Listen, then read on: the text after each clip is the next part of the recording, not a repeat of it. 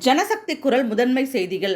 தாட்கோ நிர்வாகம் வங்கிகளை கண்டித்து அனைத்து ஆதிதிராவிடர் அமைப்பினர் ஆர்ப்பாட்டம். தஞ்சாவூர் மாவட்ட தொழில் மையம் மூலம் ஆதிதிராவிடர் மற்றும் பழங்குடியினருக்கு தகுதியான மதியழகன் என்பவருக்கு சாதிய உள்நோக்கத்துடன் வங்கி கடனுதவி தர மறுத்த ஈஸ்வரி நகர் இந்தியன் வங்கி மேலாளரை கண்டித்து அனைத்து தலித் இயக்கங்கள் சார்பில் பனகல் கட்டிடம் எதிரே புரட்சி பாரதம் கட்சியின் மாநில துணை செயலாளர் அறிவுடை நம்பி தலைமையில் கண்டன ஆர்ப்பாட்டம் நடைபெற்றது. மாவட்ட தொழில் மையம் மற்றும் வங்கி மூலம் கடன் கோரும் ஆதிதிராவிடர் மற்றும் பழங்குடி இன பயனாளிகளின் புரோக்கர்கள் மூலம் கமிஷன் பணம் பெற்று கடன் விண்ணப்பங்கள் வங்கிக்கு அனுப்புவதை கண்டித்தும் தமிழக அரசால் ஆதிதிராவிடர் மக்களுக்கு கடன் நலத்திட்டங்கள் அறிவிக்கப்பட்டுள்ளது. பயனாளிகளுக்கு தகுதியில்லை என கடன் தர மறுக்கும் பிற வங்கிகளை கண்டித்தும் முழக்கங்கள் எழுப்பினார்கள்.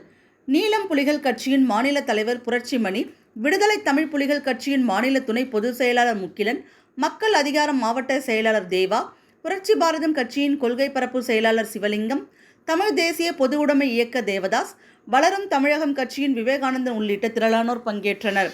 ஜனசக்தி குரல் செய்திகளுக்காக தஞ்சையிலிருந்து கருணாகரன்.